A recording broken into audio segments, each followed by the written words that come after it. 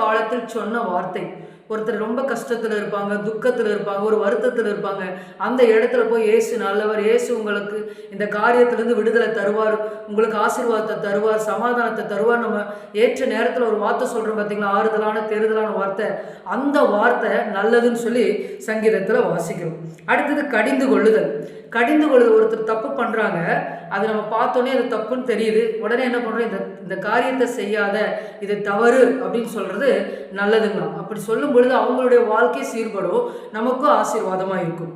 அடுத்து ஞானம் நல்லதுன்னு சொல்லி நீதிமொழிகளை வாசிக்கிறோம். கர்த்தருக்கு பயப்படுதலே ஞானத்தின் ஆரம்பம். அப்படிப்பட்ட ஞானத்தை நம்ம பெற்றுக்கொள்வது நல்லதுன்னு சொல்லி வேதத்தில் வாசிக்கிறோம். அடுத்து கீர்த்தனம் பண்ணுதல். சங்கீதம் 147:1 கீர்த்தனம் பண்ணுதல் நல்லது, கர்த்தரை துதிப்பது நல்லதுன்னு சொல்லி வேதத்தில் வாசிக்கிறோம். கர்த்தருடைய வார்த்தை, ஏதாவது ஒரு சோர்வான நேரத்தில் நம்ம பைபிளை படிக்கும் பொழுது அவருடைய வார்த்தை நம்மை தேற்றுகிறதா இருக்கும். அப்போ கர்த்தருடைய வார்த்தை நல்லது.